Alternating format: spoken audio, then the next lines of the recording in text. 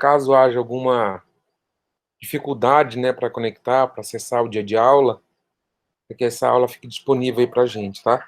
Então, eu vou estar montando também nossa sala de aula, já montei para as outras disciplinas, falta para matemática, financeira. E assim, quando a gente tiver com tudo disponível, sempre que a nossa aula gravada já estiver disponível, eu coloco para vocês, tá? Então, é uma forma aí da gente também deixar disponível para os alunos que tiverem alguma dificuldade, sempre conversando com o representante de turma, né? Vocês têm representante de turma já? Só perguntando para vocês.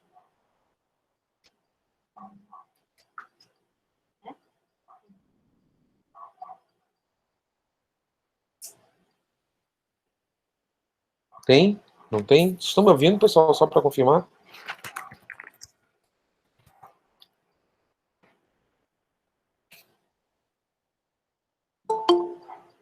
Temporário.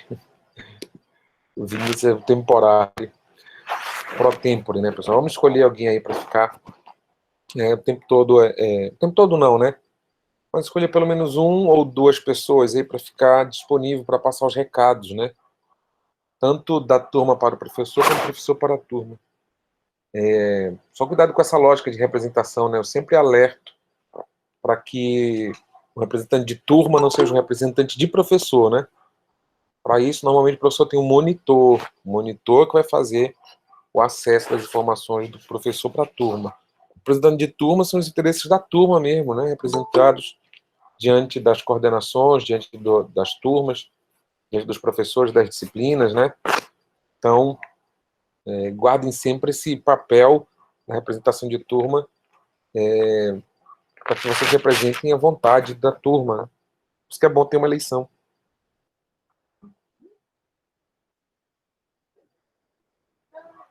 Vinícius o tempo todo.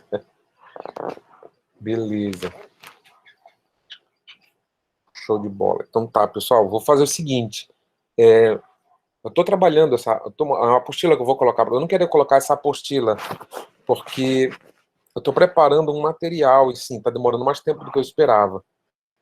Essa apostila é base para o material, junto com os outros livros, junto com outras referências bibliográficas. Porém, posso colocar essa apostila como um apoio, tá, e utilizar a referência, de fato, para a nossa disciplina, no material que eu vou postar, tá bom? Então, quero compartilhar com vocês aí a parte introdutória dessa apostila. Acho que a gente consegue evoluir um pouquinho na disciplina também, tá? Porque lá no material que eu tô elaborando, estou construindo, vai ficar um formato mais leve, mais fácil de acessar, mais fácil de manusear, tanto no celular quanto no computador. E vai ficar mais fácil também de fazer uma avaliação para a gente, tá? Então é importante também que a gente consiga fazer esse controle aí de vocês e do acesso de vocês às ferramentas.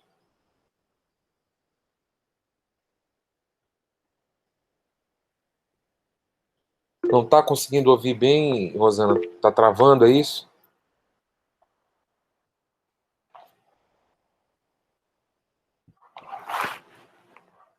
Porque eu estou falando aqui com o povo, né? Até colocando minha cara a tapa aqui agora. Cadê?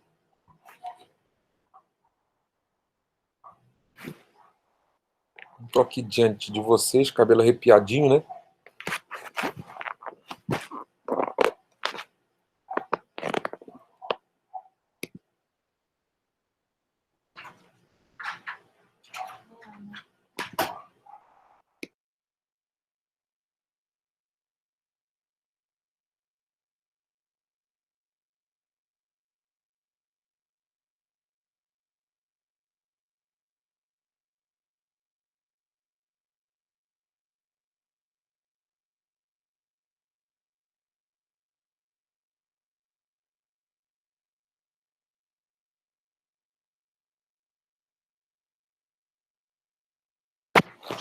Vinícius, ainda vai ficar cabelinho na régua, ainda vou ajeitar ele.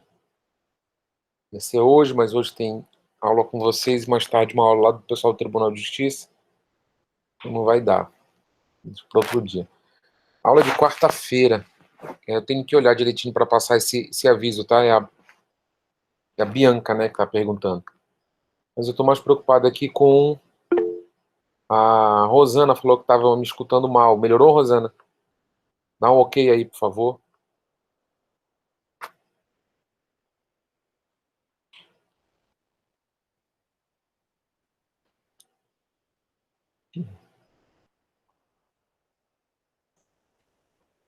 Então, pessoal, hoje eu quero somente fazer um alinhamento com vocês. Vou mostrar a apostila que eu estou usando como base, tá? As duas. Quero que vocês... Eu vou compartilhar esse material, mas ele é só base, tá? Não usem esse material como a principal referência. Até porque a apostila não pode ser base para ninguém, tá? A apostila já é uma leitura, já é um recorte temático bem objetivo. Então, o que eu vou mostrar para vocês agora é só para ter uma base para a gente trazer os conceitos para a discussão, tá? Só que antes de trazer a leitura lá, quero saber de vocês. Eu gostaria que ligasse pelo menos o microfone. O pessoal da outra turma lá viu que eu gosto que liguem a câmera também, né? Então, se puderem ligar a câmera, show de bola. Quem não, se prepare, então, toda vez que a gente for ter aula, para ligarem as câmeras de vocês, tá?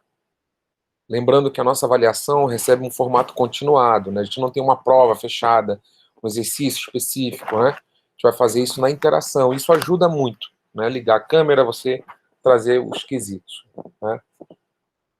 Quero saber se alguém aqui da turma já fez um empréstimo no banco, um financiamento, algum tipo de transação com o banco que precisou lidar com critérios como taxa de juros. Estamos com taxas boas e tal. Alguém da turma já fez? Fiz um empréstimo Eu com nunca um fiz, agiota com professor. Alzheimer. A Eu Bárbara não até ri aqui, professor. vive fazendo, né? Pô, qual é o servidor público que não tem empréstimo? Acho Pois difícil. é, justamente. Inclusive, essa semana, recebi uma notícia num dos grupos, né? Dizendo assim, taxa a 1,1%, né, do consignado da Caixa Econômica. Pegou essa notícia aí, Rosana?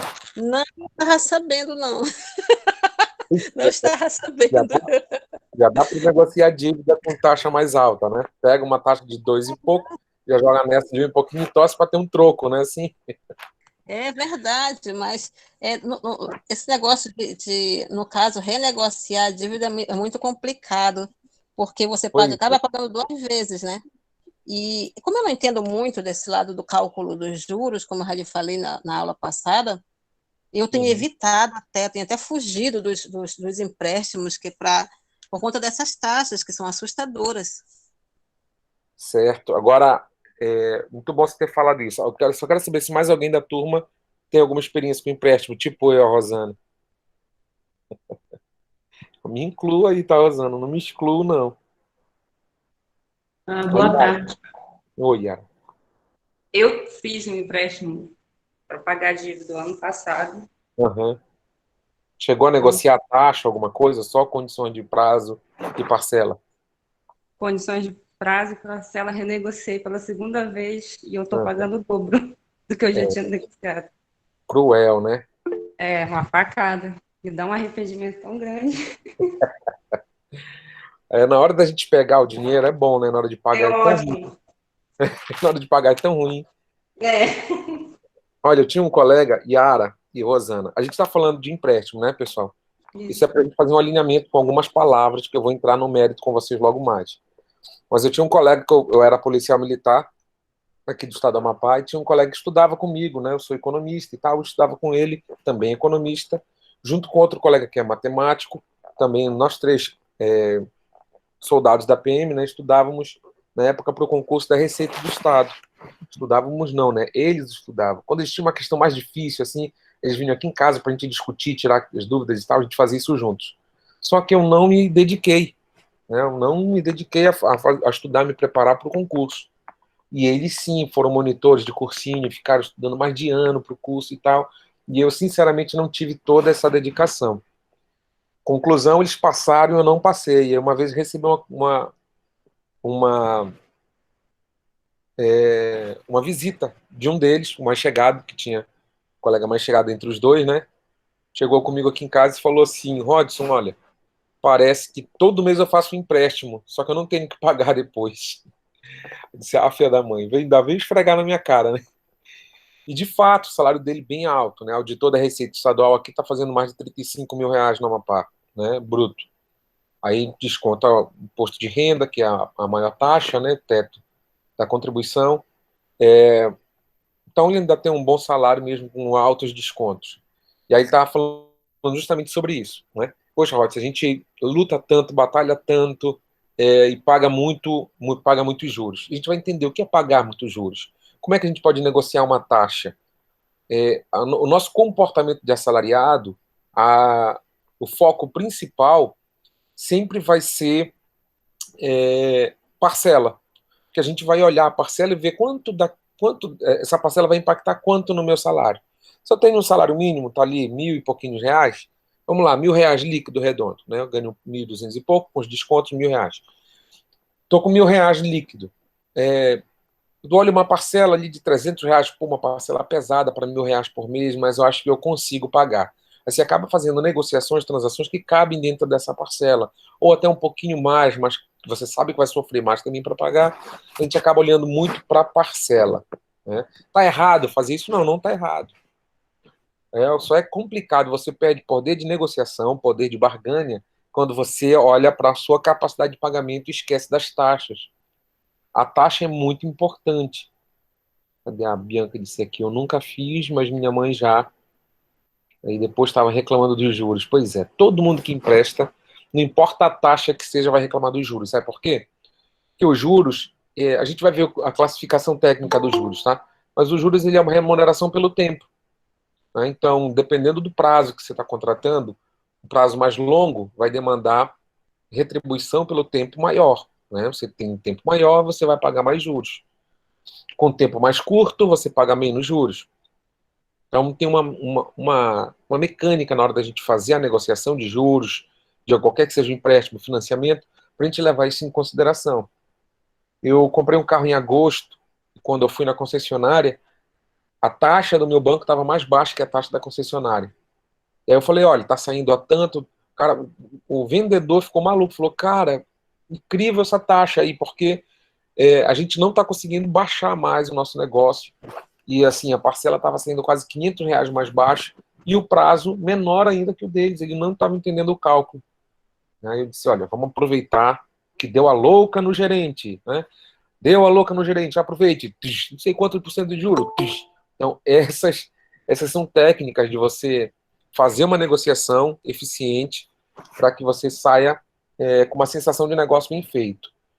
O que a mãe da Bianca reclama é porque às vezes a gente não faz o negócio bem feito, não conhece muito bem as técnicas de fazer aquela negociação e você acaba dizendo sim, né, para aquela transação e depois se arrepende, como bem falou a Rosana, né? A gente faz a negociação, faz o empréstimo, depois olha para o juro e fala, caraca, está dando uma dor para pagar, não era para ser tão caro, isso é muito caro. Tem até efeito sonoro, beatbox, Eric, justamente.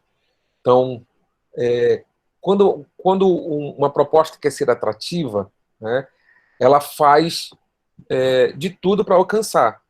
Por exemplo, tem uma aqui, cuidado, fico alerta para a galerinha aí, principalmente os mais novinhos, estão com o nome limpo, não tem empréstimo ainda, muito cuidado com a Crefisa. Não estou fazendo antipropaganda, só estou dizendo para tomarem cuidado. Né? Dinheiro rápido, na hora, aprovação fácil, dinheiro imediato na sua conta, não sei o quê, vai ser baixa o aplicativo, faz uma análise de crédito, é aprovada, e realmente no dia seguinte você tem um dinheiro extra ali. Né? Como a Yara falou agora há pouco, né? Você faz o empréstimo e vê que fica muito caro, às vezes paga o dobro. Então, essa sensação de fazer um mau negócio depois do contrato feito, que é o grande problema. Você vai precisar levantar o dinheiro do valor atualizado, do valor para pagamento, para poder se sair desse contrato que você entrou. Às vezes um contrato de longo prazo, ou então de médio prazo. Qual que é o contrato de longo prazo? Um contrato acima de 60 meses, tá? Qualquer contrato acima de 60 meses, isso não é técnico falar que a partir de 61 meses é longo prazo, não. Na economia, o que é longo e curto prazo tem a ver com a mudança nas regras, tem a ver com a capacidade de ajuste dos meios de produção. Então, longo prazo, normalmente é classificado, principalmente o pessoal da gestão, da administração, 5 anos. Né? Então, a partir disso, é considerado longo prazo. Mas, tecnicamente, pela economia, a gente não tem um prazo fechado, que é longo e curto prazo. Dependendo da dinâmica de transformações, pode ser que você tenha tudo mudado em 2 anos, por exemplo. Né? É o caso que a gente está tendo agora na pandemia. A gente não tem certeza se ano que vem as regras institucionais que nós temos este ano estarão valendo. A gente não sabe se a gente vai ter aula presencial na Unifap semestre que vem, por exemplo. A gente não sabe se a gente vai precisar continuar nesse modelo de teletrabalho. A gente não sabe se a produção industrial vai precisar aumentar e ajustar ao consumo que aumentou muito para telecomunicações, por exemplo, né? Então a gente não sabe. São muitas coisas que podem ser ajustadas. Agora, tem algumas coisas que vão permanecer. Quer ver? O agronegócio, por exemplo. As pessoas vão continuar precisando se alimentar e a gente é um grande celeiro de produção. Então, muito provavelmente, a gente vai continuar produzindo muito no agronegócio. Muitos grãos, pecuária, né, nos animais. O suco de laranja, não sei se vocês sabem, o Brasil é o maior exportador de suco de laranja do mundo. Apesar de a gente não ter o hábito de consumir, por isso que a gente é o maior exportador. A gente planta muita laranja, processa muito suco, e o suco vai para os Estados Unidos. Os Estados Unidos é o maior consumidor de suco de laranja. Ele produz muito, mas ele não exporta, porque o consumo doméstico dele compra toda a produção e da demanda de outros países, que é o nosso caso, a gente acaba vendendo para eles também. Então a gente produz muita coisa no agronegócio e não vai mudar muito provavelmente, tá? Então, essa é uma área ali que vai ficar meio estabilizável. Mas no restante, a área industrial de consumo de bens já mudou muito o consumo do varejo, por exemplo, a digitalização do consumo de varejo foi um negócio absurdo a partir do fechamento e do isolamento. Então, a partir do isolamento, nas cidades, a gente precisou entregar de uma forma diferente os produtos que nós estávamos acostumados a consumir de maneira presencial, né? Então, a gente acaba comprando, a experiência da compra que mudou. A produção do produto ainda continua equivalente, mas agora a gente precisa ter, por exemplo, mais banda de comunicação, né, ter uma frequência, uma banda, uma infovia, né, uma via de comunicação de dados mais ampla, que dê conta, olha, está chegando 5G, né?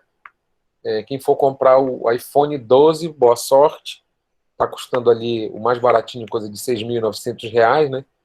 E o mais caro que eu vi é R$ 11.900. Um telefone, e ele já é 5G. E 5G vai demandar uma banda de comunicação com uma disponibilidade da infovia muito maior, muito mais larga. Muito bom o preço, né, José? Eu também concordo. Comprar dois, um para mim e um para ti. Então, são essas demandas por experiências de consumo diferentes que vão ajustar a nossa produção. Eu, sinceramente, não sei para onde nós vamos. A gente está estudando agora uma retomada de crescimento bem lenta para o Brasil, né, porque a gente tomou um tombo muito grande em março, né, e abril, porém, em maio, a gente já teve retomada do crescimento aos níveis anteriores ao da pandemia. E a gente não sabe ainda como é que vai ser. Aparentemente, está em ascensão aí o segundo pico aqui no Brasil, né? Macapá está sofrendo bastante já com essa elevação, mas Macapá não é um polo tão importante de produção. Isso tudo eu estou falando, pessoal, só para mostrar para vocês que a gente não tem uma clareza muito evidente de quanto tempo é o longo prazo. A gente vai achar alguns manuais de gestão que vão dizer isso para vocês, 5 anos, né? A partir do sexto ano a gente pode considerar longo prazo. Mas, na verdade, o que a gente pode dizer que é longo, ou médio, ou curto prazo é em relação ao ajuste dos fatores de produção. Tá? Se os fatores de produção estão estabilizados, quer dizer que eu tenho condições de trabalhar no curto prazo. Quando eles começam a ser flexibilizados, eu já tenho o médio prazo. Quando eles se transformaram, já não são mais os mesmos no início do período de análise, aí eu já posso dizer que aquilo é um longo prazo. Tá? Então, muito cuidado aí a fazer essa fala, tá? A gente vai encontrar alguns manuais também de contabilidade que vão dizer para a gente curto e médio prazo a partir de um determinado tempo, né? Então a gente precisa fazer esse ajuste com vocês antes de começar a falar. Beleza, então vou fazer uma dívida, vou fazer um negócio, né? Quero fazer um investimento. Poxa, eu vou fazer um financiamento de uma máquina para poder colocar para começar uma empresa, né? Vou comprar uma máquina sublimadora para fazer camisa estampada, fazer uma estamparia para mim. Poxa, já vou começar no vermelho o meu negócio, né? Então, eu preciso saber muito bem quanto custa uma sublimadora, uma estampadora sublimadora, para saber quanto de juros vão cobrar de mim para saber quanto eu vou precisar pagar, não somente mês a mês, que seria a parcela, mas pagar no valor total, para eu não ficar naquela sensação, né, Yara? Poxa, eu paguei agora 2 máquinas exprimadoras e só tenho uma, porque o restante foi tudinho nos juros. Então, eu preciso ter essas informações. Pessoal, isso não é somente teórico, isso é completamente prático, isso é da vida do dia a dia da gente. A Rosana contou um pouco da experiência dela, eu contei da minha, Yara também. A Bianca falou da mãe dela, não falou dela, né? Falou da mãe dela. E sempre vocês vão continuar escutando isso. Não importa a taxa de juros, vocês vão sempre ouvir reclamações de que pagar juros não é bom. Tem um amigo, né, Rosana, na polícia, que ele fala assim: um policial sem um consignado não é um homem. Ele está falando, tentando justificar o comportamento, né? E outro dia lá na academia, encontrei um amigo, há muito tempo eu não conversava com ele, que ainda está na PM, está na Polícia Militar, e falou assim: Rodson, esse mês eu consegui zerar os meus consignados, paguei lá, quitei tudo, não sei o quê. E aí ele falando, cara, a coisa mais libertadora do mundo é você ver o seu salário sem desconto de juros. Ele falou isso. Estou trazendo esses testemunhos para vocês, pessoal, só para ilustrar, para dizer que as palavras que a gente vai estudar agora, elas são representativas na nossa vida.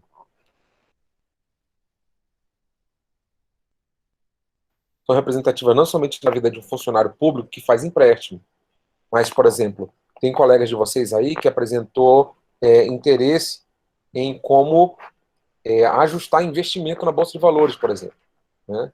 Então, muito provavelmente, ele já lida com taxas, com cálculos das porcentagens, então ele já está preparado para fazer algum tipo de apropriação do que a gente vai falar aqui para melhorar o seu trade, para melhorar o seu formato de investimento.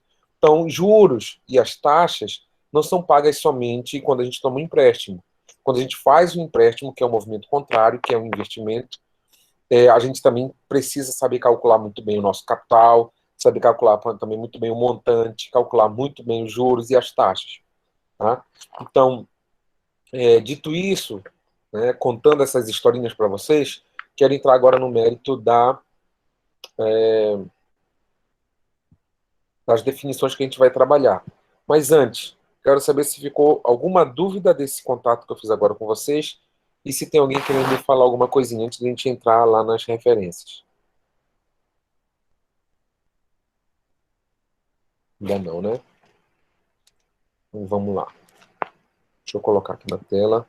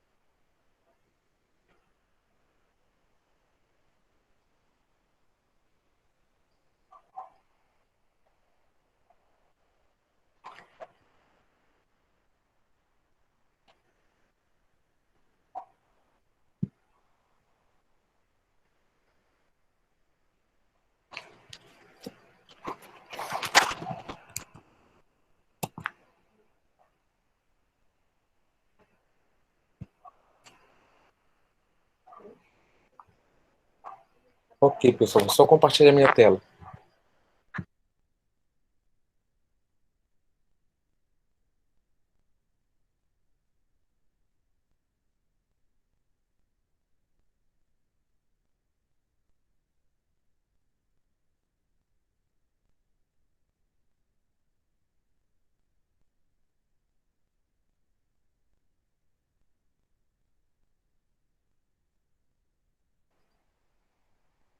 Ok, estão vendo a minha tela agora aí, pessoal?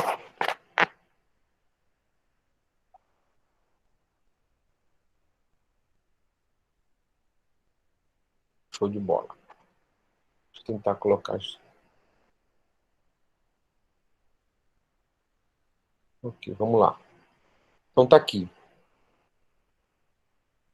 Pessoal, essa é uma apostila feita por uma professora da Universidade da Bahia, tá? Falei para vocês que é um material que eu vou usar como referência para criar o material de vocês, tá? Então, eu vou colocar esse material disponível. Ele é importante, é bom vocês guardarem bem ele, tá? Ele foi ministrado para ciências contábeis, por isso que eu estou falando que ele é de referência para a gente utilizar, mas não fiquem guardando ele como se fosse um manual para fazer uma prova, tá? Ele serve para fazer uma consulta, uma base de unidade, de ajuste do nosso vocabulário, porque tem algumas coisas aqui nesse material que não vão ser utilizadas por nós, tá? Então, mais uma vez, aguardem o nosso material ser publicado tudo bonitinho, tá? Isso é uma boa apostila, a apostila está séria, está honesta, só achei ela um pouco extensa, né? Ela tem mais de 100 páginas, cadê? 114 páginas, ó. Então ela está um pouquinho extensa, a gente vai precisar ajustar. Estou só passando aqui para vocês conhecerem o material quando vocês forem manusear, para vocês terem noção, assim, se estou perdido ou não estou perdido, né? Aqui na unidade 1 vai falar de capitalização simples e composta, tá? Como se a gente fosse falar juros simples e composto, tá bom? Só que ele está falando de capitalização. O montante aqui vai aumentando com o tempo, tá?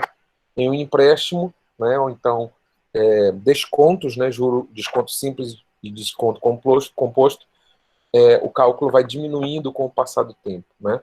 O montante vai diminuindo. Quando você vai pagando empréstimo, você tem um devedor alto, e aí você vai baixando esse devedor com o passar do tempo. Aqui você tem uma capitalização simples, capitalização composta. Tudo isso a gente vai falar também, tá? Eu não quero só passar a leitura com vocês, tá bom? Quero ir para dentro dos conceitos e para cada um deles eu quero que vocês se manifestem dizendo se ficou claro ou se não ficou claro, tá bom? Vamos lá. A gente tem algumas coisinhas envolvendo esse tipo de transação, tá? Capital, juros, prazo. Deixa eu marcar aqui enquanto eu vou lendo, tá?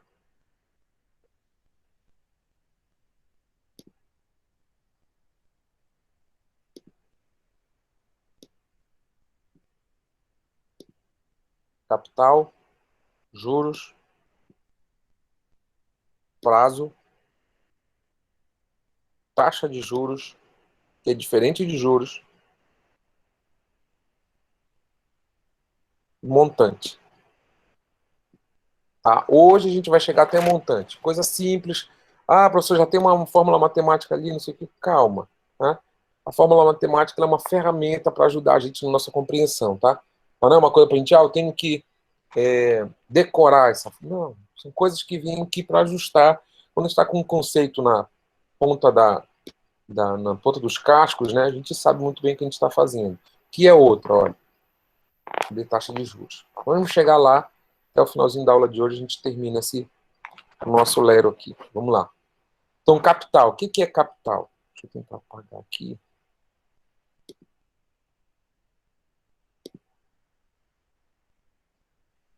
Vou ficar com outra.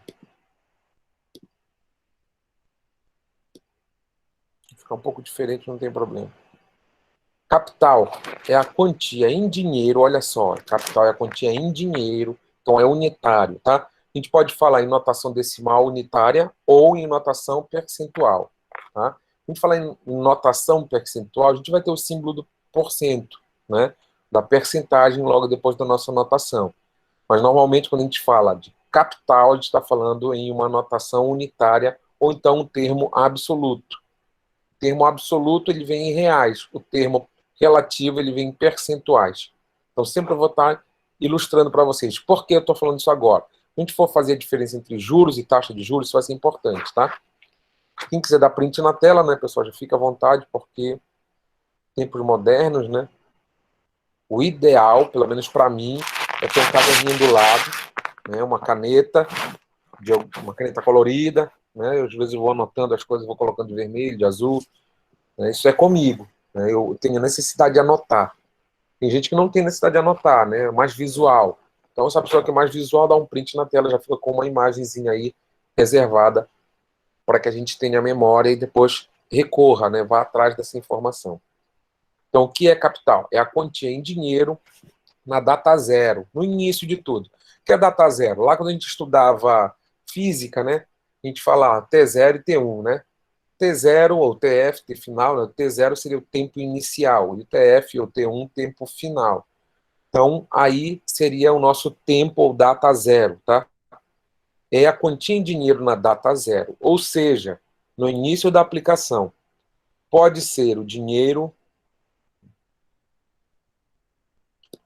pode ser o dinheiro investido em uma atividade econômica, o valor financiado de um bem ou de um empréstimo tomado, tá? É também chamado de valor presente, ou valor inicial, ou valor principal, entre outros. Tá? Então, veja que a gente tem vários nomes e codinomes, né, para o capital. Mas o capital é o valor de referência, né, é o valor inicial de referência.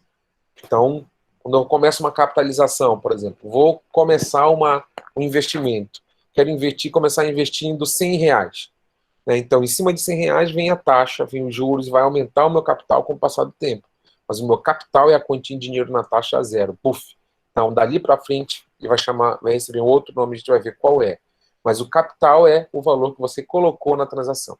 Ok? Com alguma dúvida aí, pessoal, o que é?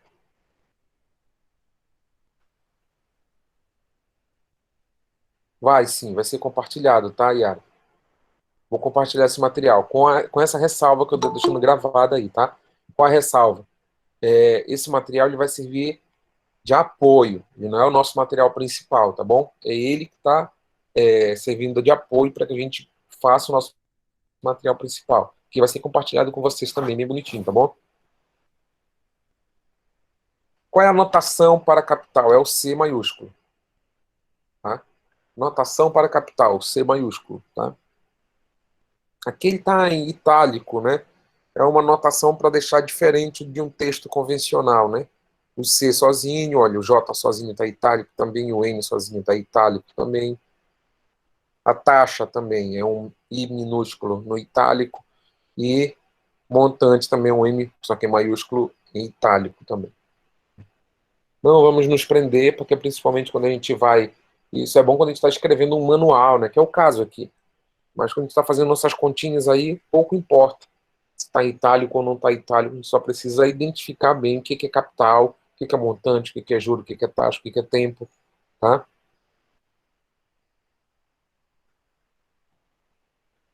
Deu para entender aí, povo? Tem um grifo aqui, tá?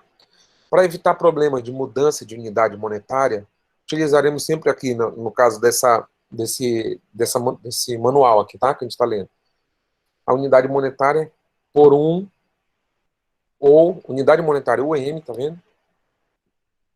Ou representada por um cifrão antes do valor. Não quer dizer que seja dólar americano, tá? É só uma unidade monetária, ok? Pode ser real, pode ser peso argentino, pode ser peso uruguaio, pode ser o dólar americano, pode ser o dólar canadense, pode ser a libra esterlina, tá? Então vai depender aqui do país, mas aqui para título de controle e e exercícios que a gente venha fazer, a gente coloca a unidade monetária representada pelo cifrão, ok? Ou dúvida sobre isso? Não, né?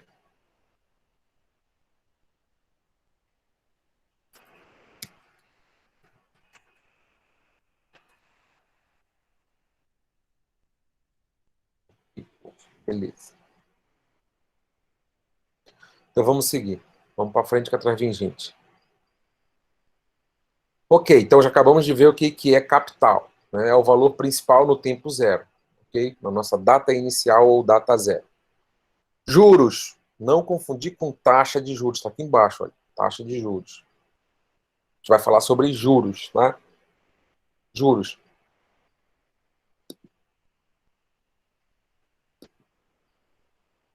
É a remuneração obtida pelo uso do capital por um intervalo de tempo.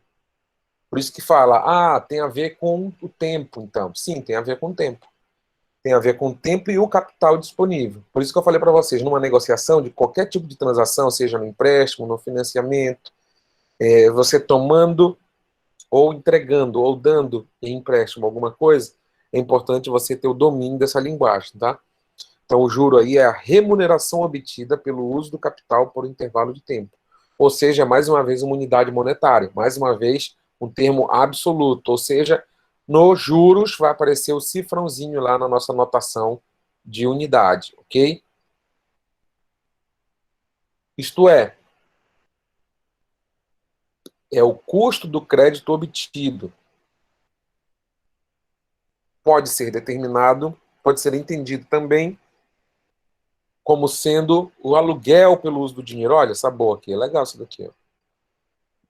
O aluguel pelo uso do dinheiro, né? Poxa, eu vou usar o dinheiro do cara por um período, né? Enquanto eu estiver usando o dinheiro desse cara, eu vou pagar para ele, vou devolver o dinheiro dele, né? É assim que a gente faz, te aluga uma casa. Quando eu alugo uma casa, eu devo ao senhorio, né, o dono da casa, ao proprietário, o valor referente àquela casa. Mas isso não quer dizer que a casa seja minha, porque eu estou alugando. A propriedade daquela casa não passa a ser minha. Então, quando terminar o nosso contrato, eu vou precisar restituir a casa, tendo pagado os aluguéis em dias. Né? Se tiver algum aluguel em atraso, vai incidir juro e multa sobre o meu aluguel. Então, aqui é bem parecido. Né? Como se eu estivesse realmente alugando o dinheiro de alguém. E aí eu tenho que restituir esse dinheiro e pagar o aluguel. Então, o aluguel é os juros. Né? Quanto de aluguel você paga? Eu pago R$ 1.000 de aluguel. Quanto de juros você paga? Eu pago R$ 300 de juros em cima daquela parcela. Então, eu devolvo o principal, que é o capital, né? E ainda pago os juros sobre aquele aluguel.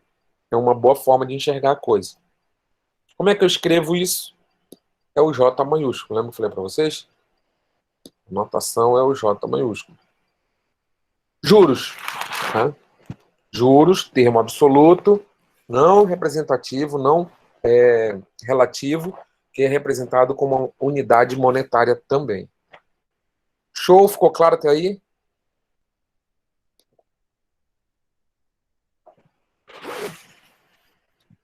Prazo. Vamos lá para prazo agora. Por enquanto, sem dúvidas. Tudo certo? Pessoal, parece bobagem o que a gente está falando, tá? Mas daqui a pouco eu vou propor uma atividade para vocês e aí a gente vai precisar se apropriar desses conceitos para poder sair o negócio bem feitinho, tá?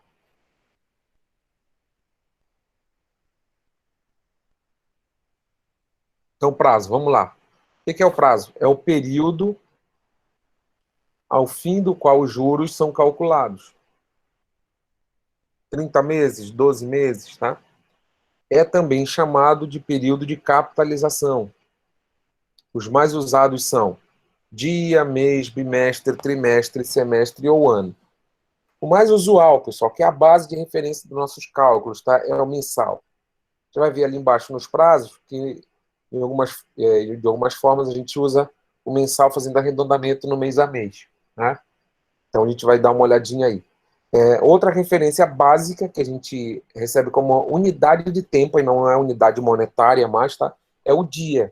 Né? Por quê? Pode ser que a minha referência no contrato seja o dia e eu vou precisar entender como se comporta a taxa. Uma taxa equivalente, por exemplo, para o dia, se eu tenho um mês com 30 dias, eu tenho 30% ao dia, quer dizer que eu tenho 30% ao mês, quer dizer que eu tenho 1% ao dia. Daí, se eu atrasar, eu já não atraso um mês inteiro, eu atraso em dias. Se eu atrasar 15 dias, eu vou ter mais 15% sobre o meu capital. Então, é só para a gente tentar entender aí que nem sempre é mês. Né? Como a gente é acostumado a separar o nosso calendário civil, que é classificado em meses, a gente acaba também chamando as nossas taxas todas de mensal. Por exemplo, o salário, né? Nosso salário é pago mês a mês, é uma regra de remuneração mensal. Então, não importa se o mês tem 28 dias, se tem 31 dias, ali você está marcando sempre no segundo dia útil, por exemplo, do mês subsequente, para fazer o recebimento ou o pagamento da tua folha de pagamentos. Né? Então, não espera fechar 30 dias para então fazer o pagamento, espera virar um mês, né? Enquanto que em alguns outros lugares a gente tem uma semana, a gente nem colocou semana aí no prazo, né? Mas em alguns dos ambientes é semana. Por exemplo, nos Estados Unidos se paga muito comumente pela semana. Na China, por exemplo, se paga muito comumente pelo dia. Você não tem um salário mensal na China, você tem uma remuneração diária. Tem trabalho, você trabalhou, faz direito e faz jus a receber a remuneração daquele dia. Trabalhei 3 dias, recebo 3 dias. Um dia por vez. Né? Então, você não tem um sistema de previdência muito claro, você não tem um sistema de garantias pelo salário muito evidente. Né? Então, você acaba fracionando a sua unidade temporal em alguns lugares de maneira diferente. A gente precisa entender que a nossa regra não é o último biscoito do pacote, né? Não é só porque a gente faz assim, todo mundo faz assim, ou é porque a gente faz assim que o melhor jeito é assim. Né? Como eu falei, nos Estados Unidos é semana. O camarada trabalha semana a semana, ele vai recebendo semana a semana. Tanto é que os rendimentos e os salários não são computados mês a mês. Fala assim, qual é o seu rendimento, qual é o seu vencimento? Aí o camarada não vai falar o mês a mês nem o semanário dele, fala o ano dele. Né? Quanto que ele fatura por ano. Né? Então, é uma outra métrica de passar as referências. É lógico que cada ano é constituído por tantas semanas. E aí você faz seu cálculo e imagina quanto é a sua semana. Mas normalmente no comércio, na prestação de serviço, bares e restaurantes, caso, né? Todos são pagos semana a semana. Tá? Então essa unidade de tempo nem sempre é igual, é idêntica e satisfaz o nosso critério de classificação. O nosso aqui mais recorrente é o mês. Vou colocar em outra cor aqui, deixa eu ver.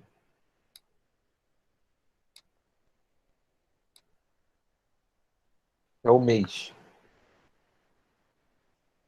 E o ano, geralmente, a gente faz um fechamento de um calendário, né? A gente faz um fechamento mais massivo, comparando mês a mês, inclusive, somando mês a mês para a gente ter o ano inteiro. Né? Então, o ano serve também como uma grande métrica de fechamento e de análise, tá? Não podemos perder isso aí também de vista.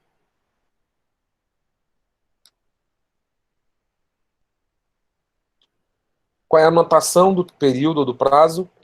N minúsculo, tá? N, quantos meses? Você não vai colocar 3N, você vai colocar N igual a 3, tá?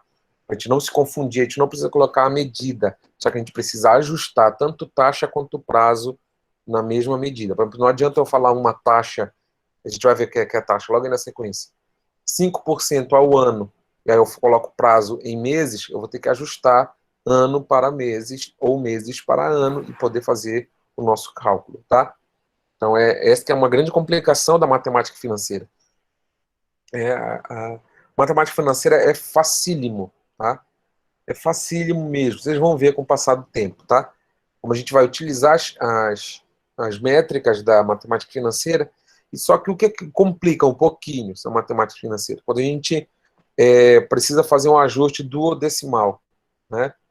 Então, eu pego uma notação hexadecimal para uma notação decimal, eu não consigo fechar às vezes a conta. Por exemplo, 3 meses é igual a 0,25 ano, não é igual a 0,3 ano. Né? Então, 0,25 é um quarto de ano. Então, 0,25 é igual a 3 meses, que 3 meses é um quarto de ano. Então, 6 meses fica fácil, que a gente é acostumado, né? 6 meses é meio ano, 0,5 ano. Né? E quando eu vou pegar 4 meses, que é um quadrimestre de análise mensal, é legal de fazer, mas aí quando eu jogo para ano, né, aí eu já não tenho mais a mesma métrica, eu tenho 0,33%, então 0,33 ano. Né? 33% de um ano são 4 meses. Então 0,33 eu teria uma anotação de ajuste. Não adianta a gente sofrer agora, a gente vai fazer esse passo a passo, a gente vai aprender sem os ajustes, depois a gente vai aprender com os ajustes. Então, muito fácil a pessoa errar numa questão, numa prova, por exemplo, de concurso público, ou então numa prova acadêmica, errar justamente essa gradação, para você colocar tudo sob a mesma medida. Se está tudo em ano, coloca tudo em ano. Se a sua taxa está em meses, você vai transformar a sua taxa de meses para ano. Tá? Então é só isso que a gente precisa ficar atento. Então a notação ali do prazo é N. N é igual a 8, no caso, se for meses, 8 meses. N é igual a 8, se forem dias, 8 dias. Então, o N vai ser o mesmo, 8. Né? Na hora que você for precisar colocar isso numa fórmula da matemática financeira, você só vai precisar fazer esse ajuste antes.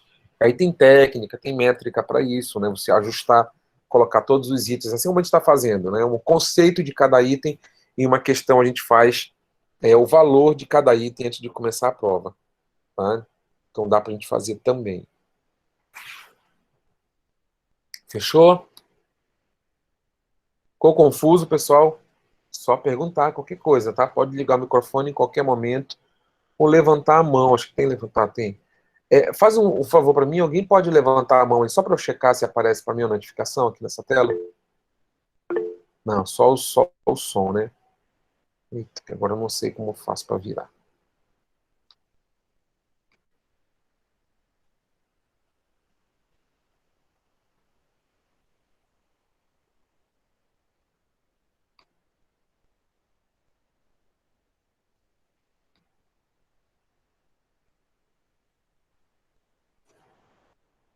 Ah, rapaz, é mais inteligente do que eu esse negócio mesmo.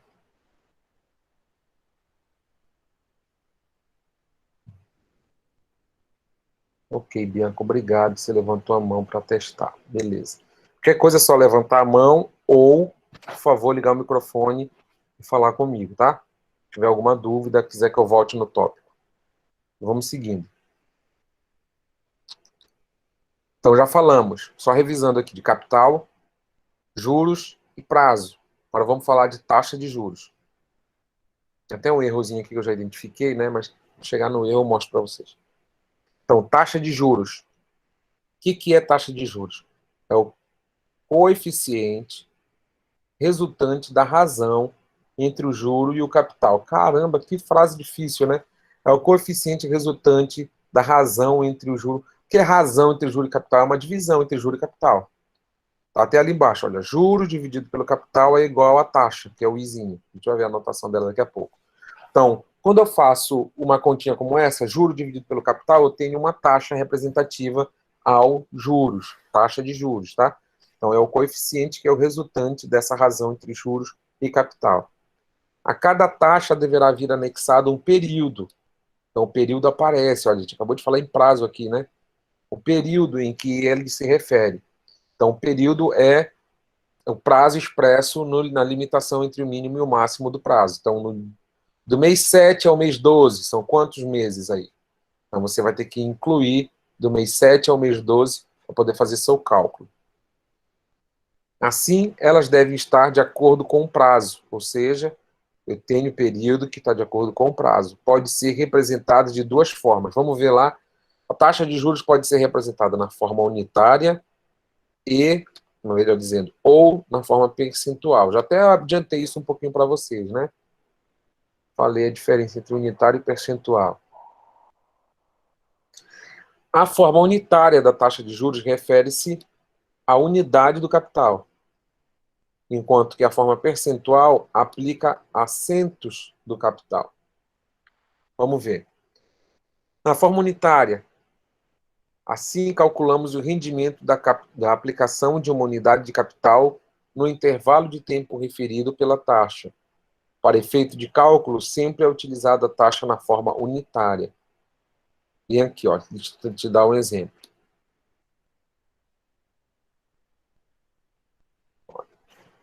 Olha o exemplo, 0,05 ao mês, lembra? E aqui, ó. A cada taxa deverá vir anexado o período. Está aqui o período. Qual é o período? 0,5 ao mês. Vou colocar aqui. 0,05 ao mês. Significa que a cada uma unidade monetária, vamos chamar de R$1 aqui, tá? Ou $1, né? Você faz a conversão na mente que você quiser fazer. Significa que a cada unidade monetária de capital aplicado rende 0,5 centavos dessa unidade de juro a cada mês de aplicação. Ou seja, uma taxa de 0,05 ao mês. Falei isso e é assim que a gente lê essa anotação, tá? Não fala em porcentagem aí. 0,05 ao mês significa que a cada R$ 1 aplicado, vou ter 5 centavos de real de juros a cada mês de aplicação. Tá? Deu para entender aí? Deu, né? 0,05. Em notações percentuais, pessoal, quem chuta aí? O que é 0,05? Facinho, hein?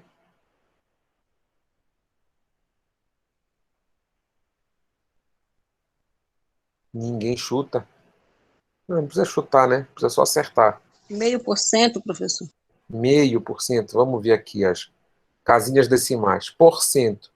Se eu vou falar porcento, olha o nome. Não, meio. Fala. 0,5%? Não é meio, não. Agora me reparei. É quanto? Continue, professor, ver se eu entendo. Continue, por favor. Não, você já entendeu, pode falar. Para bom entendedor, meia palavra basta. Já comecei, você já entendeu. Então, olha, porcentagem, né? Porcento. Então, eu estou falando de uma centésima parte. Quando eu estou falando um formato unitário, agora eu estou transformando para a dica percentual, né? Para o formato percentual. Então, eu vou correr 2 casas para a direita com a vírgula, né? Corri uma, aí deu 0,5, aí seria meio, né? Mas eu não corri 2 ainda. Por que 2? Porque eu estou multiplicando por 100, na verdade, dividindo por 100, né? Então, eu vou diminuir 2 casas decimais. Eu vou andar 2 vezes com a vírgula para a direita. Se fosse 1.000, 3 vezes. Se fosse 10.000, 4 vezes. E assim o número de zeros. Então, em 100 eu tenho 2 zeros. Isso, professor. 1, 2. Eu não enxerguei esse zero aí. Justamente. E aí ficaria quanto, então? Já que não é 0,5%. Quanto por cento é 0,05 ao mês?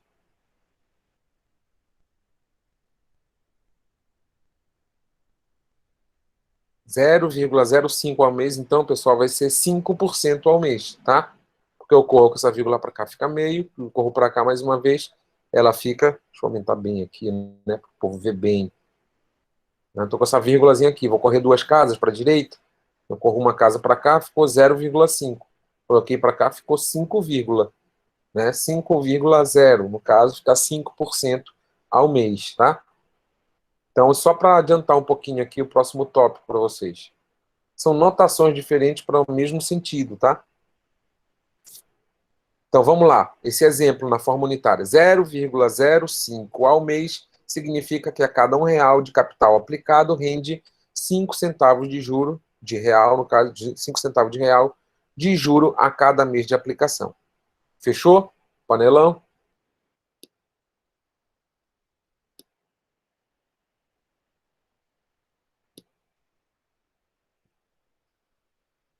Agora vamos lá na forma percentual de notação da taxa de juros, que é onde nós estamos falando, tá? A forma percentual aplicada ao centro do capital, ou seja, representa rendimentos de 100 unidades de capital durante o período de tempo referido pela taxa. Facinho. Aqui eu tinha o 0,05 numa notação unitária, na forma unitária da taxa de juros. Agora eu quero transformar para percentual. Só basta correr 2 vezes a vírgula, 2 casas a vírgula para a direita. Então, na forma percentual, eu teria aqui 5%, né? 5%. 0,05 é igual a 5%. Tá? Eu acho que não é grande novidade para muita gente, mas a gente precisa ajustar isso porque as principais questões que induzem a gente ao erro na matemática financeira são justamente nesses ajustes, tá? Parece tão bobo, mas é aí que cai muita gente. E cai muita gente boa, que sabe fazer cálculo diferencial, limite, derivada, integral, mas quando chega aí, às vezes, aquela bobagem, né? Uma bobagem mesmo. A gente precisa falar da bobagem também, né? Aí o exemplo aqui que está errado, tá? Vou iluminar de uma cor aqui. Roxo. 10% ao ano significa que a cada R$ 100 de capital aplicado rende R$ 14 de juro a cada ano de aplicação. Não, né, pessoal? 10% ao ano significa que a cada R$ 100 de capital aplicado rende R$ 10 de juros, não 14, tá? R$ 10 de juros. Corrijam aí. Vou colocar aqui.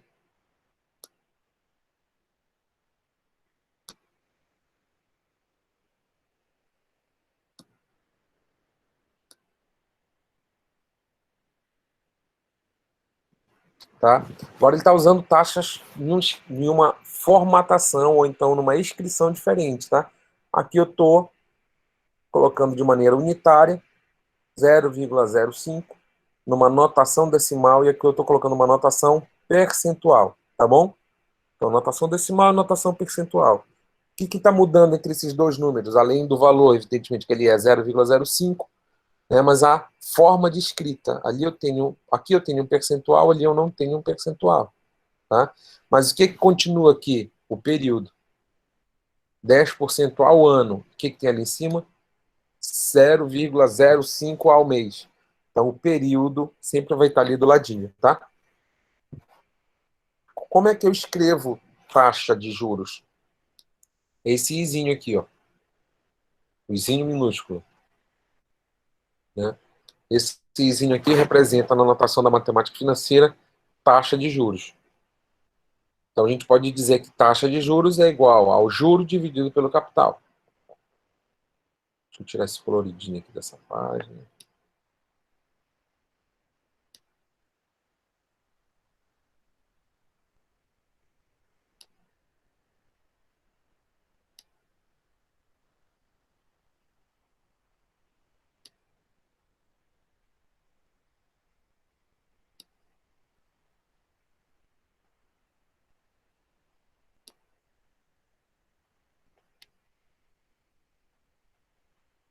Então, dá para entender aí, pessoal? Alguma dúvida até aí? Só repassando do que nós falamos, aproveitando que não estamos na tela. Qual o primeiro conceito que nós vimos hoje?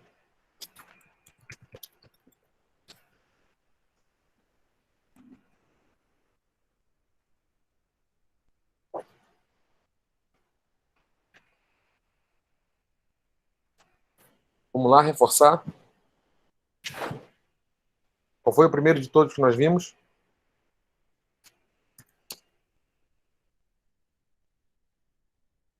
Bem, Bianca, capital. Show de bola. Depois nós vimos qual?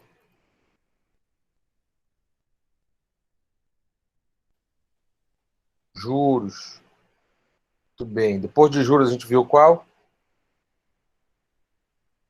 Prazo. O pessoal está afiado, gostando de ver. Depois de prazo, nós vimos o último agora. Ficou fácil de lembrar. Qual foi?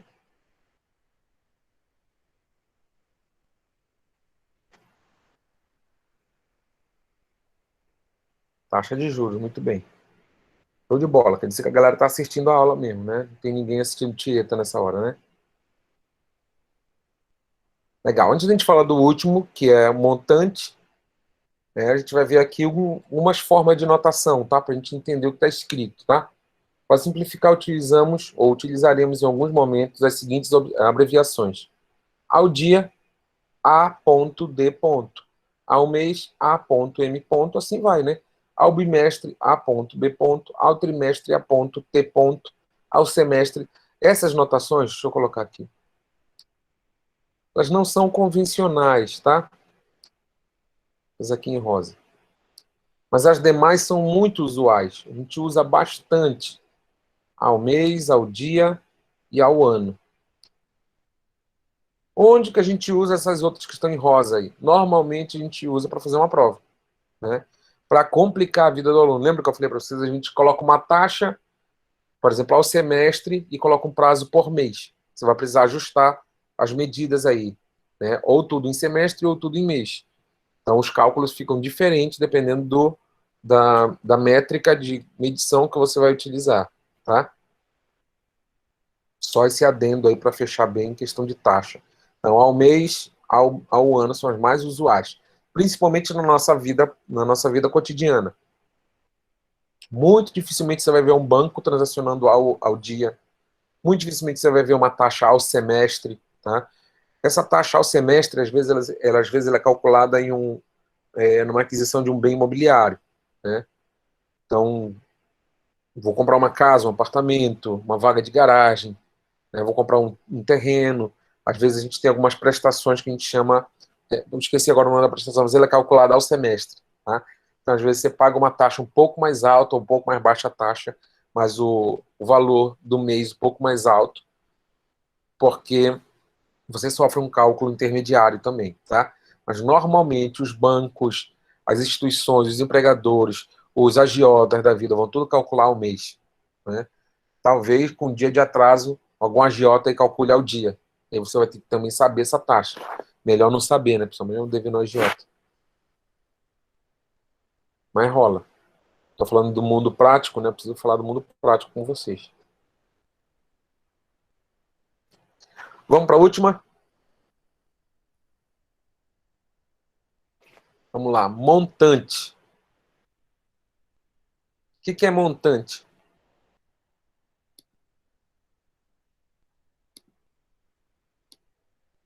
É a quantia em dinheiro no fim da aplicação. Ah, parece um termo que a gente acabou de ver aí, que é capital, né? Vamos lá ler o que é capital? Capital é a quantia de dinheiro na data zero, no início da aplicação. Não é aqui, ó? No início. Olhem bem essa palavra, no início. No início era o verbo era Deus, o verbo estava com Deus. Início. Alfa. Agora vamos ver o ômega. Fim. Olha aí, ó. Fim. Deu para entender, né? É a quantia em dinheiro no fim da aplicação, montante, sendo a soma do capital aplicado, olha aí essa dica, sendo a soma do capital aplicado e o juro produzido em um determinado período.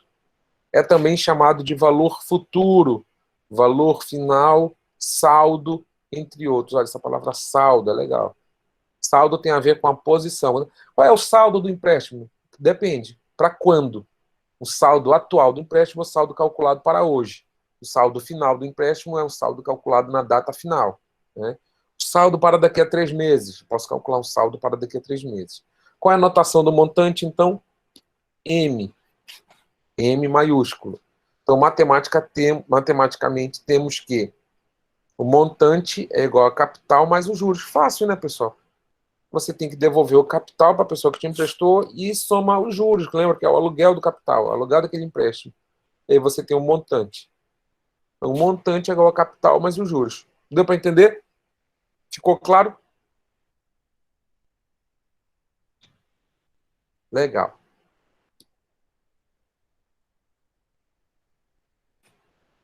Todo mundo entendeu?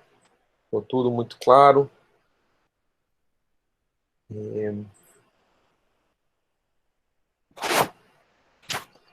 Exercício da aula, para finalizar a aula de hoje.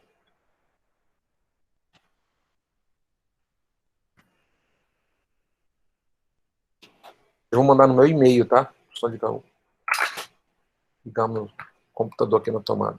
Vocês vão mandar no meu e-mail. Vou colocar meu e-mail aí bonitinho. Quero que vocês, ainda na aula de hoje, lembra? A gente tem atividade síncrona e atividade assíncrona, certo? A nossa atividade assíncrona é essa que não precisa que a gente esteja junto. Não precisa estar na aula todo mundo junto. A gente faz o nosso tempo, tá? Então, antes da próxima aula, mas minha orientação para vocês é utilize o tempo 3 e 4 de aula. Nós temos, né, tempo 1, 2, 3 e 4 nas quintas-feiras, né? Então, utilize esse finalzinho de aula aí para tentar pesquisar isso que eu vou colocar. Exercício de fixação. Esse aumento aqui. Ah, legal, aumentou para vocês.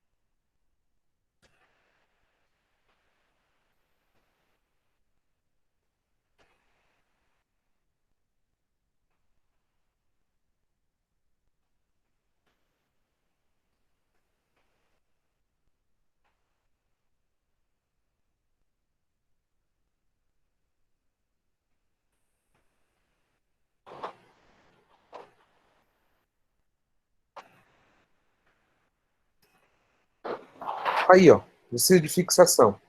Pesquisar o histórico da taxa Selic. Vocês vão pesquisar o histórico da nossa taxa Selic e responder se é um bom período hoje, né, este mês, para financiar um bem, a compra de um carro, casa ou máquina, e justifique se é um bom período, se é um período ruim. Está aí no chat de vocês. Vou colocar aqui para vocês tirarem um print, né? Porque tem aquele péssimo hábito de, professor, posso tirar foto da tela? Não precisa, toma um print para vocês aí. Né? Então, essa é a atividade de hoje. Para onde eu vou mandar, professor? Para rodsonjuarez@unifap.br. rodsonjuarez@unifap.br. Eu vou mandar para aí.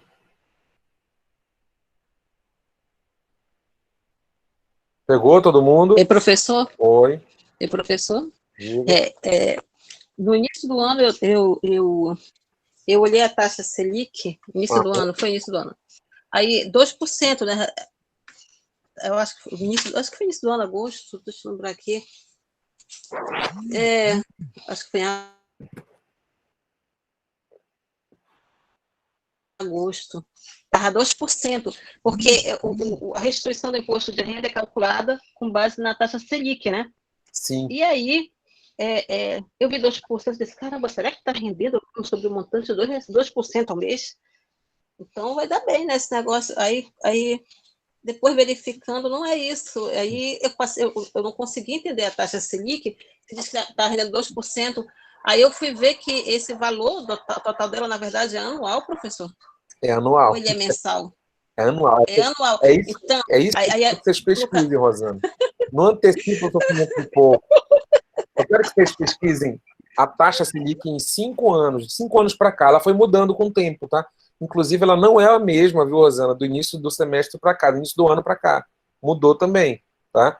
Eu quero que vocês entendam a curva de variação dessa taxa Selic e aí tentem avaliar, com base nessa variação, se está melhor, um bom momento para comprar um bem financiado ou se está ruim de comprar um bem financiado com base no histórico da taxa Selic, simplesmente, tá? Então, a taxa Selic, tentando explicar para o povo, a taxa Selic é a taxa básica de juros da nossa economia, tá? Então, ela é uma tabela de referência, ela é assim, quanto maior a taxa de juros, mais caro fica o empréstimo, o aluguel do empréstimo, lembra que é o aluguel do dinheiro dos outros, né? Quanto mais baixa a taxa de juros, a taxa Selic, mais baixa a taxa de juros para o mercado. Então, aí vocês tentem avaliar com base na variação, e aí seria interessante. Professor, precisa escrever como para o senhor? É livre, tá? Isso é um exercício de fixação. Mas eu preciso que vocês mandem para mim até antes da próxima aula. Ou seja, o que é isso, professor? Até quarta-feira à noite, tudo bem? Vou escrever aqui, até quarta-feira à noite. Quarta. Mas por que eu quero que vocês façam logo? Senão vocês não vão fazer. Vai fazer só um negócio para cumprir tabela, não vai pensar sobre. E aí, tragam as dúvidas sobre esse movimento de taxas na próxima aula. A gente vai abrir nossa aula conversando sobre isso, tá? Até quarta-feira à noite. Olha, a aula que vem, cadê? A gente tem aula, né, pessoal? Vocês viram isso? Nosso calendário, deixa eu abrir aqui o nosso calendário. Eu sigo. Todo mundo vendo minha tela aí, né? Não tem problema não. Ver a agenda das turmas. De horários. Ver a agenda das turmas, acho que é esse.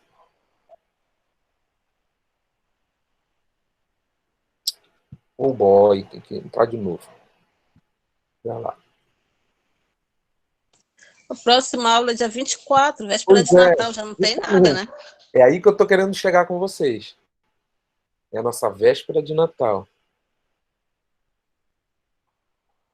Cadê? Ainda tô aprendendo a mexer aqui, tá, pessoal? Então me desculpem aí, diário eletrônico. E aqui.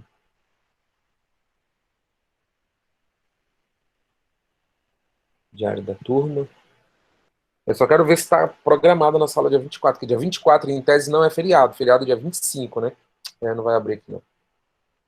Está programado na sala dia 24. Lógico, pessoal, que a gente não vai ficar uma tarde inteira aqui, né? Sendo que, por exemplo, eu ajudo a minha esposa lá a fazer a ceia, né? Creio que vocês também têm a viração de vocês aí dentro da família de vocês, né? A gente não vai ficar todo esse tempo, mas a gente vai precisar fazer uma atividade aí, tá? Tem aula até dia 23, se não me engano, dia 24 não vai ter aula, então? Ninguém confirma para mim? O calendário da Unifap é até o dia 23, professor. Entendi. Então não vai ter aula dia 24, né? O Vinícius está olhando o calendário lá, vamos esperar. Mas de qualquer forma, antes da próxima aula, eu quero fechar com vocês então, para vocês entregarem no e-mail até o dia 23, né? Não posso colocar vocês para trabalhar. Pelo calendário de 24 não terá aula, Edmilson, obrigado.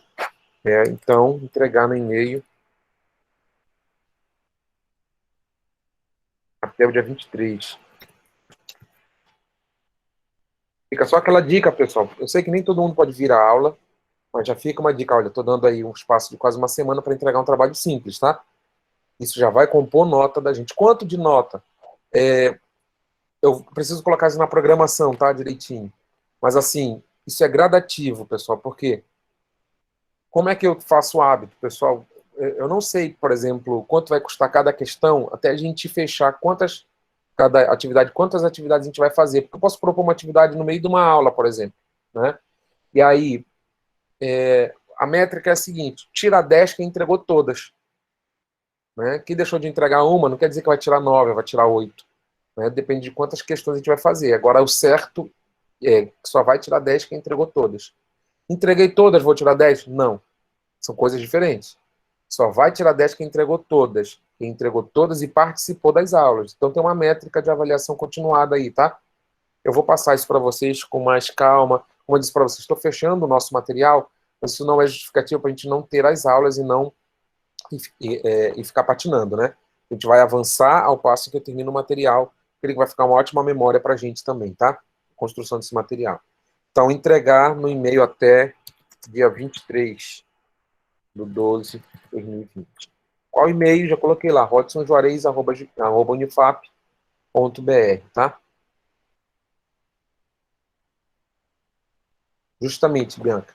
Participação em sala. Lembrando, professor, não vou poder participar da aula, então não pude, né? Às vezes acontece um imprevisto, a gente não consegue avisar antes, não é? Eu queria tanto que o meu chefe entendesse isso, mas ele não entende muito bem.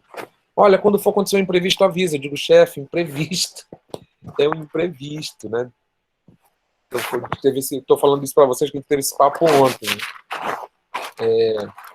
Então, caso ocorra um imprevisto, avisar o representante de turma, tá? Para chegar uma justificativa plausível até o professor, tá bom?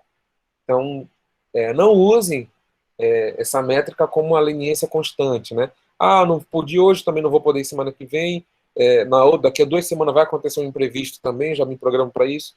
Não, deixa queimar esses cartuchos quando vocês realmente precisarem, tá?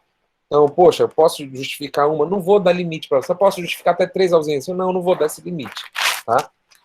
Mas é lógico, quanto mais vezes isso for recorrente, eu percebo que menos constante essa pessoa em relação ao seu estudo.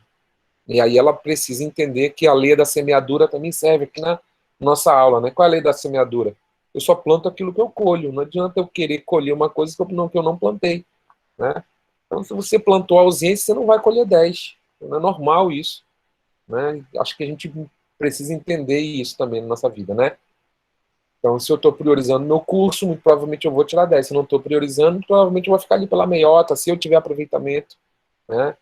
Aí eu consigo constituir uma passagem tranquila, na moita, sem falar muito, mas eu passo e não estou interessado em nota.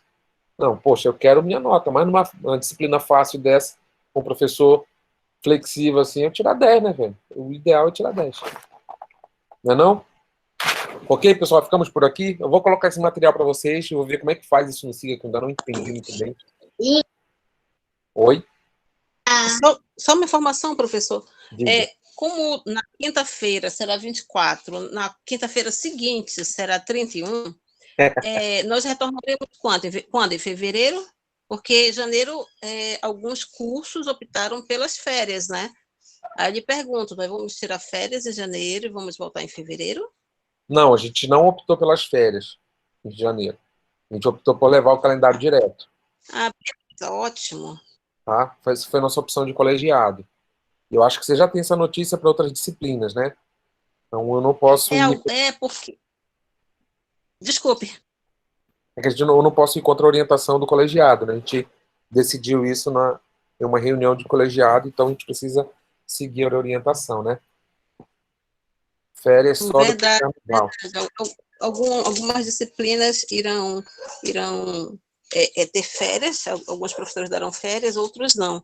Eu É por gosto, causa eu prefiro de outros cursos, né? de outros cursos, porque eu estou, acho que, em 3 cursos diferentes, É, fazendo disciplina. E que aí a aí, gente vê. como a reitoria deixou para que os colegiados decidissem, né? Alguns decidiram diferente entre si. Mas o nosso ficou resolvido que realmente a gente vai tirar as férias só no final desse calendário suplementar. Tá bom? Eu acho ótimo. Bom final de semana, Feliz Natal, viu, professor? Feliz Natal, feliz ano novo, né? Feliz Ano Novo, né? Boas festas.